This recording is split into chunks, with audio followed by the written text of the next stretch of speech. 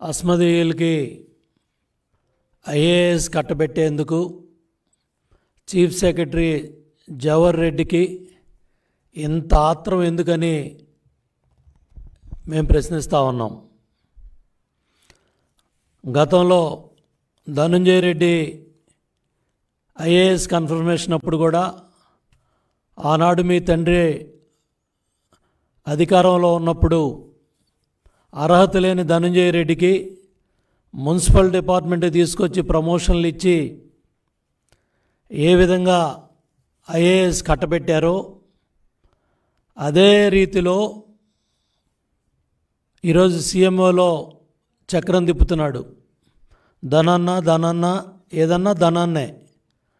ఆ ధనున్న ధనంజయ రెడ్డి పేషీలో ఉన్న అధికారికి కన్ఫర్డ్ ఐఏఎస్ పదవి కట్టబెట్టడానికి CS Jawahar Reddy CMO secretary Dhananjaya Reddy ఆడుతూ ఉన్న జగన్నాటకంలో ఇవాళ ఎస్సీ ఎస్టీ బీసీ మైనార్టీ ఇవాళ అర్హత ఉన్న అన్ని వర్గాలకి సంబంధించిన ఎవరైతే అధికారులు ఉన్నారో వాళ్ళకి ఎవ్వరికి కూడా అందరికి కూడా ఈ నోటిఫికేషన్ వివరాలు తెలియకుండానే చాలా కట్టుదిట్టంగా ఈ కార్యక్రమాన్ని అంతా కూడా సిఎస్ జవహర్ రెడ్డి నడిపించారు. దగ్గర 45 రోజుల నుంచి 60 రోజుల వరకు సమయం ఇవ్వాలి నోటిఫికేషన్కి. వివిధ డిపార్ట్మెంట్లో ఉన్న ప్రతి ఒక్క అర్హత ఉన్న అధికారి కూడా దానికి అప్లై చేసుకోవాలి. తర్వాత వాళ్ళ మీద ఏమేం కేసులు ఉన్నాయి, ఏమేమి సర్వీస్ ఉంది, ఏమేమి వాళ్ళు రికార్డ్స్ పెట్టారు అవన్నీ కూడా తరోగా. ఎందుకంటే ఒక ఐఏఎస్ ఉద్యోగం ఇచ్చేటప్పుడు కన్ఫర్మేషన్ ఇచ్చేటప్పుడు ప్రభుత్వ శాఖలో ఇవాళ అవన్నీ కూడా చేయాల్సిన పరిస్థితుల్లో ఎన్నికల కోడ్ వచ్చిన తర్వాత కట్టుదిట్టంగా ఏదో ఒక విధంగా ఈ తతంగం అంతా కూడా పూర్తి చేసి తాను అనుకున్న వ్యక్తులకి కన్ఫర్డ్ ఐఏఎస్ పదవులు కట్టబెట్టడానికి జవహర్ రెడ్డి పడిన ఆత్రాన్ని ఇవాళ మీడియా ప్రశ్నిస్తూ ఉంటే ముఖ్యమంత్రి కార్యాలయం నుంచి స్పందన లేదు, సిఎస్ జవహర్ రెడ్డి నుంచి స్పందన లేదు. అడ్డగోలుగా కన్ఫర్డ్ ఐఏఎస్ ప్రక్రియని మీడియా ఘోషిస్తూ ఉంటే ఎందుకు మీరు నోరు తెరవలేకపోతున్నారు? నోటిఫికేషన్పై గోప్యత ఎందుకు? గడువు ఎందుకు తక్కువ పెట్టారు? ఆగమేఘాల మీద జాబితా ఎందుకు రెడీ చేశారు? దరఖాస్తులు స్క్రూటినీ కూడా ఎందుకు సవివరంగా చేయలేదు? పాత జాబితాలో ఉన్న పేర్లు మళ్ళీ ఎందుకు పెట్టారు? ఎన్నికల కోడ్ ముందే ఎందుకు హడావుడిగా కన్ఫర్మ్ చేసేసుకోవాలి, అన్నీ కన్ఫర్మ్ చేసుకోవాలని ఎందుకు ఇంత ఆరాటం పడ్డారో సిఎస్ జవహర్ రెడ్డి రాష్ట్ర ప్రజలకి చెప్పాలి. అస్మదీయుల కోసం ఇంత అడ్డగోలుగా ఇంత ఆత్రంగా చెయ్యాలా అని చెప్పి నేను జవహర్ రెడ్డిని ప్రశ్నిస్తూ ఉన్నాను. ముఖ్యమంత్రి మరి ఈ ఆపద్ధర్మ ముఖ్యమంత్రి కనుసన్నల్లో జగన్నాటకంలో లండన్లో ఉన్న ఆయన ఆదేశాల మేరకు స్వామి భక్తి ప్రకటిస్తూ ఉన్న సిఎస్ జవహర్ రెడ్డి దీని మీద ప్రజలకు సమాధానం చెప్పాలి, సంజాయిషి చెప్పాలి. సిఈసి దీన్ని చర్యలు తీసుకోవాలని చెప్పి కూడా మేము కోరుతున్నాం. ఈరోజు జాతీయ అధ్యక్షులు నారా చంద్రబాబు నాయుడు గారు కూడా ఇవాళ ఎవరైతే అధికార యంత్రాంగం secretary department of personal and training government of ఇండియాలో వారికి ఉత్తరం రాశారు. అట్లాగే చీఫ్ ఎలక్షన్ కమిషన్కి న్యూఢిల్లీకి ఉత్తరం రాశారు. అట్లాగే Avinash Kumar principal secretary AP incharge ఏదైతే ఎలక్షన్ కమిషన్ విధులు చూస్తూ ఉన్నారో ఆయనకు కూడా ఈ ఉత్తరం రాయడం జరిగింది. ఏదైతే హడావుడిగా ఆర్భాటంగా ఇవాళ రాష్ట్ర కేడర్ అధికారులు ఐఏఎస్లను ఎంపిక చేసేందుకు ఇంటర్వ్యూలు నిర్వహించేందుకు ప్రభుత్వ ప్రధాన కార్యదర్శి జవహర్ రెడ్డి ప్రతిపాదనలు పంపటం ఎన్నికల నిబంధనలకు విరుద్ధంగా ఈ కార్యక్రమాన్ని చేపట్టారు. జూన్ 4వ తారీఖున ఎన్నికల ఫలితాలు ఉన్నందువల్ల ఈ పదోన్నతుల ప్రక్రియ చేపట్టడం అనేది సరైన నిర్ణయం కాదని చెప్పి కూడా తెలియజేయడం జరిగింది. అదేవిధంగా ఎవరైతే యూపీపీఎస్సీ చైర్మన్కి కూడా చాలా క్లియర్గా ఈ వివరాలను యూనియన్ పబ్లిక్ సర్వీస్ కమిషన్ చైర్మన్కి కూడా ఈ వివరాలన్నీ కూడా చంద్రబాబు నాయుడు గారు తెలియజేయడం జరిగింది. ఏదైతే మొండితనంతో ఇంటర్వ్యూలు నిర్వహిస్తే పూర్తిగా ఇది ఎన్నికల కోడ్ ఉల్లంఘించినట్టే. ఈ పదోన్నత జాబితాలో ఉన్నవారు కూడా ఎవరైతే ఇవాళ మీరు షార్ట్ లిస్ట్ చేస్తూ ఉన్న 49 మంది అని చెప్తా ఉన్నారో, కమర్షియల్ డిపార్ట్మెంట్లో చాలామంది అర్హత ఉన్న వ్యక్తులు అప్లై చేసుకోవడానికి కనీసం నోటిఫికేషన్ కూడా సచివాలయంలో హెచ్ఓడీలకు కూడా తెలియజేయాల మీ నోటిఫికేషన్. అంటే ఏ స్థాయిలో అధికార దుర్వినియోగం జరుగుతూ ఉంది, ఏ స్థాయిలో మీరు అసమర్థీయుల కోసం పనిచేస్తూ ఉన్నారు, ఏ స్థాయిలో మీ జిల్లా అధికారుల్ని, మీ అసమర్థీయుల్ని, మీ బంధుగణాన్ని, మీకు సంబంధించిన వ్యక్తుల్ని తెచ్చుకోవడానికి మీరు ధనంజయ రెడ్డి, జవహర్ రెడ్డి ఎంత ఆరాట పడతా ఉన్నారో ఈ వాస్తవాలన్నీ కూడా ఇవాళ మీడియా ద్వారా బయటకు వచ్చాయి. మీరు ఎవరైతే ఇవాళ షార్ట్లు ఇచ్చే 49 మంది వచ్చారని చెప్తున్నారో ఆ 49 మందిలో మీకు కావాల్సిన వాళ్ళని, మీ అస్మదీయుల్ని, మీ జిల్లా వ్యక్తులకు మెజార్టీ నెంబర్ ఇచ్చి దగ్గర 10 మందిని ఎంపిక చేశారు. అతి తక్కువ సమయంలో, ఎటువంటి నిబంధనలు కూడా పాటించకుండా, ఎటువంటి ఎన్నికల నిబంధనలు ఏ లెక్క పెట్టే పనే లేకుండా అడ్డగోలుగా ఈ 10 మందిలో 5 మంది మీ సొంత జిల్లా, మీ సామాజిక వర్గానికి సంబంధించిన వాళ్ళని, మీ జిల్లాకు సంబంధించిన వాళ్ళని 10 మందిలో 5 ఉన్నారు. 49 మందిలో 10 మందిని ఏరారు. ఆ 10 మందిలో మీకు కావాల్సిన 2 వ్యక్తులు ఎవరైతే గడికోట మాధురి స్టేట్ ఆడిట్ డిపార్ట్మెంట్లో అధికారి, డీడీ స్థాయిలో 8 సంవత్సరాల సర్వీస్ పూర్తి చేయాలని రూల్స్ ఉన్నప్పటికి కూడా కేవలం డీడీ క్యాడర్లో 2 సంవత్సరాల అర్హత ఉన్నప్పటికి కూడా రూల్స్కు విరుద్ధంగా మీ వారిని, మీ అస్మదీయుల్ని కట్టబెట్టుకోవడానికి అడ్డగోలుగా ధనంజయ రెడ్డి, జవహర్ రెడ్డి మరి 10 మందిలో మొదటి నెంబర్లో గడికోట మాధురి పేరు పెట్టడం జరిగింది. అదేవిధంగా గ్రూప్ ఏ రెండో వ్యక్తి కూడా మీకు సంబంధించిన వ్యక్తినే రెండో వ్యక్తిగా కూడా పెట్టుకోవడం జరిగింది. నేల కంటారెడ్డి, గతంలో అనిల్ రెడ్డి. గతంలో కూడా కన్ఫర్డ్ ఐఏఎస్లకి జరిగిన ఈ ప్రక్రియలో అప్పుడు కూడా జగన్మోహన్ రెడ్డి కనుసన్నల్లో అడ్డగోలుగా ధనంజయ రెడ్డి పేషలో పనిచేస్తూ ఉన్న నీలకంఠారెడ్డి నియామకంలో ఇదే విధంగా అడ్డగోలుగా కార్యక్రమాలు నడిపారు. అట్లాగే ముఖ్యమంత్రి ఇవాళ ఏదైతే ఆపద్ధర్మ ముఖ్యమంత్రి పులివెందుల అక్కడ స్పెషల్ ఆఫీసర్గా పనిచేస్తా ఉన్న అనిల్ రెడ్డి నియామకంలో కూడా గతంలో కూడా ఈ కన్ఫర్డ్ ఐఏఎస్ పోస్టులు కట్టబెట్టడంలో చాలా అడ్డగోలుగా ఈ దుర్మార్గాలకి మీరు పాల్పడటం జరిగింది. ఇవాళ ఈ అడ్డగోలుగా చేసుకున్నారనే కాబట్టే ఇవాళ మీరు ఇంత మొండితనంగా దీపముండగానే ఇల్లు చక్కబెట్టుకోవాలి, దీపముండగానే పదవులన్నీ పూర్తి చేసుకోవాలి, మళ్ళీ ప్రభుత్వం రాదనే నమ్మకం పూర్తి స్థాయిలో మీకు ఉండబట్టే మళ్ళీ ఈలోపే ఈ కార్యక్రమాలన్నీ పూర్తి చేస్తే యూపీఎస్సీ కూడా అడ్డగోలుగా ఎన్నికల కోడ్ ఉన్నప్పటికీ కూడా ఇంటర్వ్యూలు పూర్తి చేయాలని మీరు ఉత్తరాలు రాయటం, వాళ్ళు మందలేయటం, అయినప్పటికీ కూడా మీరు తగ్గకుండా ఈ నియామకాలన్నీ కూడా పూర్తి చేయాలని అడ్డగోలుగా జవహర్ రెడ్డి ఈ కార్యక్రమాలన్నీ కూడా ముందుకు నడిపిస్తూ ఉన్నాడు. అందుట్లో కూడా ఇక్కడ ఎవరైతే ఈ 10 మందిలో కూడా 5 మందిని మీ జిల్లా నుంచి తీసుకున్నారో, మీ వాళ్ళని తీసుకున్నారో, అట్లాగే మిగతా వాళ్ళకి అన్యాయం జరిగి వాళ్ళు మొత్తుకుంటున్నా వాళ్ళు తెచ్చి గడువు లోపలే అయ్యా మాకు తెలియలేదు ఇవాళ తెలిసిందని వచ్చినప్పటికి కూడా ఏ మాత్రం కూడా లెక్క పెట్టకుండా నిర్దాక్షిణ్యంగా అర్హులైన వాళ్ళని పక్కన పెట్టేసి మీరు ఇవన్నీ కూడా కట్టబెట్టే కార్యక్రమాన్ని చేస్తున్నారు. కాబట్టి జూన్ 4న ఎన్నికల ఫలితాలు వస్తూ ఉన్నాయి కాబట్టి, కొత్త ప్రభుత్వం అధికారంలోకి వస్తుంది కాబట్టి ఏదైతే జూన్ 7వ తారీఖున జరిగే ఎన్నికల ప్రక్రియను కూడా వాయిదా వేయాలని, పునఃపరిశీలించాలని,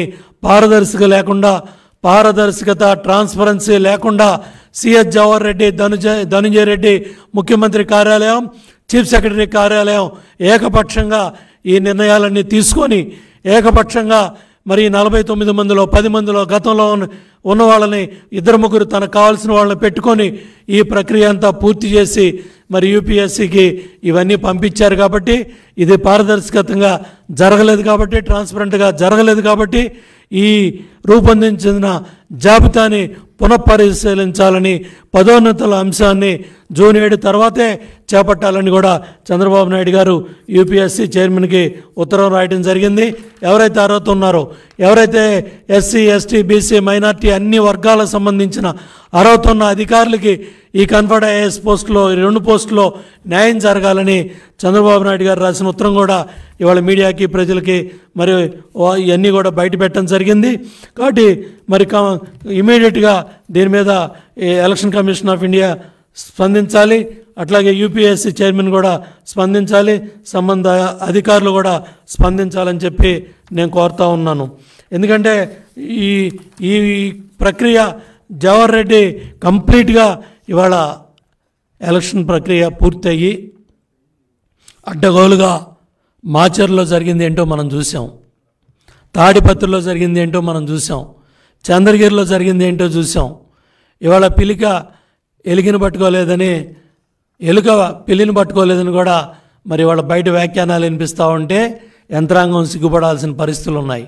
ఇవాళ 307 కేసు బుక్ అయినప్పటికి కూడా అడ్డగోలుగా అవన్నీ కూడా కప్పిపుచ్చి ఇవాళ హైకోర్టు నుంచి రక్షణ తీసుకొని మరి ఇవాళ రామకృష్ణారెడ్డి, పిన్నెల్లి దర్జాగా ఇవాళ చట్టాన్ని, వ్యవస్థలను అడ్డం పెట్టుకొని ఇవాళకు కూడా వాళ్ళ వ్యక్తులు దౌర్జన్యాలు, దుర్మార్గాలు చేస్తున్నారంటే చీఫ్ సెక్రటరీ ధనంజయ రెడ్డికి ఇవన్నీ కనపట్టలేదా?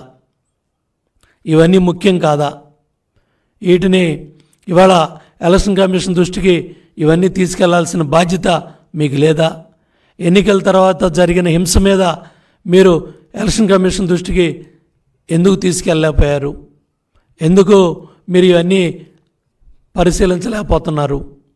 ఇవాళ అడ్డగోలుగా మొన్న భోగాపురం ఎయిర్పోర్టు పనుల పరిశీలన పేరుతో అక్కడ మీరు ఏ దందా నడిపారు విశాఖపట్నంలో, ఇవాళ మీడియా కోడేకొస్తూ ఉంది.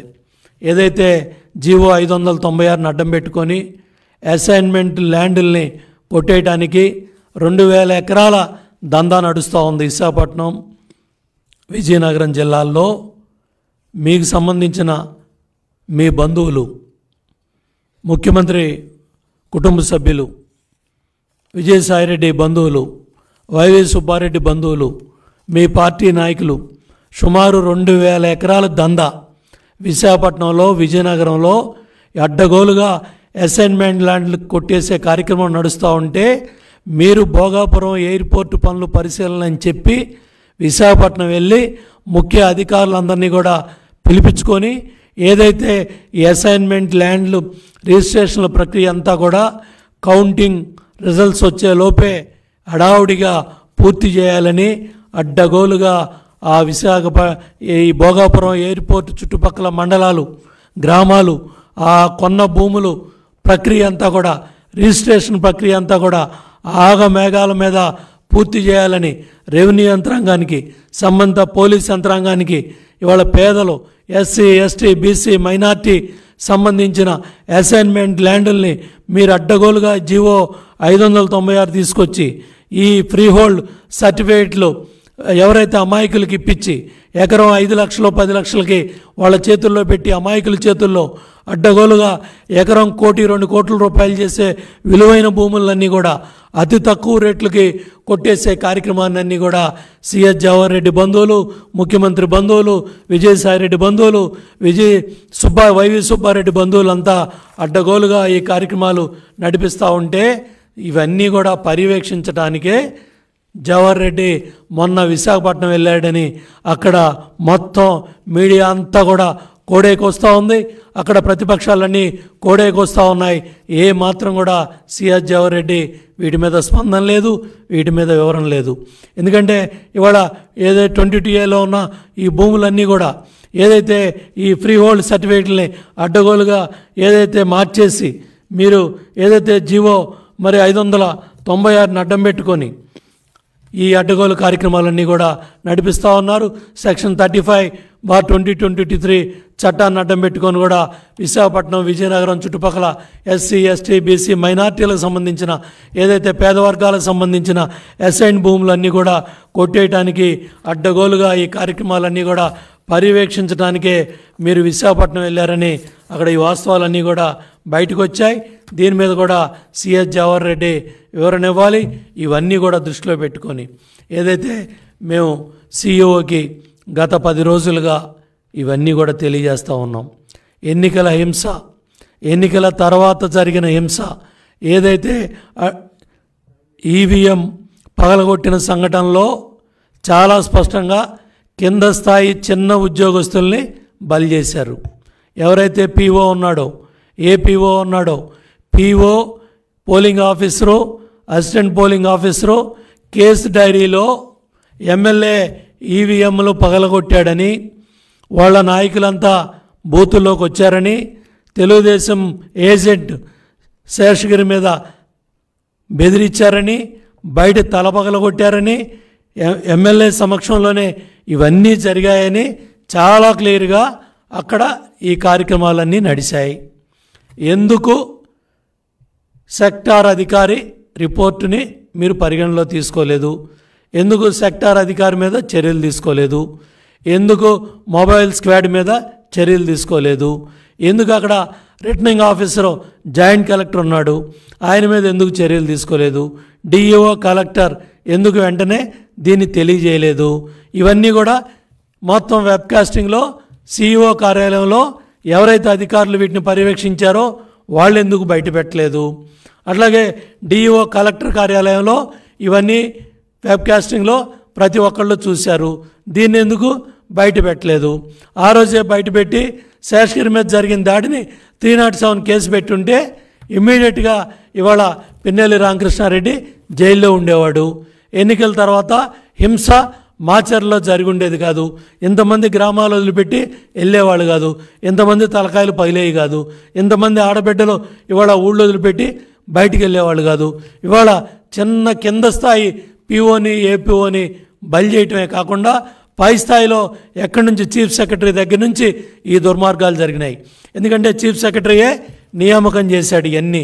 ముఖ్యమంత్రి కార్యాలయంలో ధనంజయ రెడ్డి పర్యవేక్షణలో చీఫ్ సెక్రటరీ ఆధ్వర్యంలో ఈ పోస్టింగ్స్ అన్నీ కూడా రిటర్నింగ్ ఆఫీసర్లు కావచ్చు, బందోబస్తు అధికారులు కావచ్చు, జిల్లా కలెక్టర్లు కావచ్చు, ఎవరైతే డిఈఓలు కావచ్చు, ఎవరైతే రిటర్నింగ్ ఆఫీసర్లు కావచ్చు, ఇవన్నీ కూడా ఈ లిస్టులన్నీ కూడా ఎలక్షన్ కమిషన్కి పంపించింది చీఫ్ సెక్రటరీ జవహర్ రెడ్డి. ఈ ఈవీఎంలని పగలగొట్టినప్పుడు పీఓ, ఏపీఓ అవన్నీ డైరీలో రాయకపోవటం, ఈ వైసీపీ నాయకులు బెదిరియటం కానీ, అధికారులు, పై అధికారులు బెదిరియటం కానీ, ఇవన్నీ కూడా చీఫ్ సెక్రటరీ దగ్గర నుంచి, జిల్లా కలెక్టర్ దగ్గర నుంచి, జాయింట్ కలెక్టర్, రిటర్నింగ్ ఆఫీసర్ దగ్గర నుంచి ఈ కార్యక్రమాలన్నీ జరిగినాయి. అట్లాగే ఇది సమస్యాత్మక నియోజకవర్గంగా అన్ని బూతుల్లో కూడా వెబ్కాస్టింగ్ ఉంది. చాలా బూతుల్లో మా కార్యకర్తల మీద, మా నాయకుల మీద, అధికారుల మీద తిట్లు, బూతులు పురాణాలు, తిట్లు, బయటికి తోసేయటాలు, గుద్దుకోటాలు ఇవన్నీ చేశారు. మేము రీపోలింగ్ కూడా అడిగాం. నిన్న కూడా సజ్జల రామకృష్ణారెడ్డి బుద్ధి లేకుండా మేము రీపోలింగ్ అడగలేదని బాధ్యత లేకుండా మాట్లాడుతున్నాడు.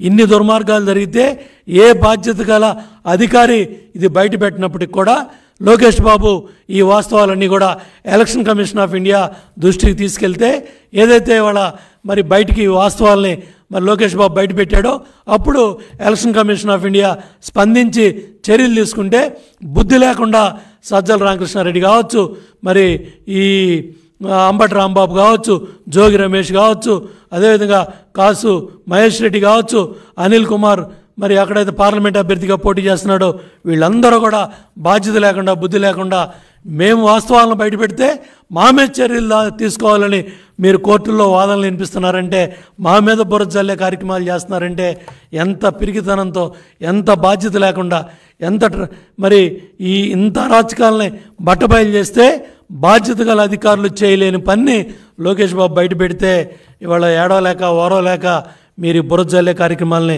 చేస్తున్నారు.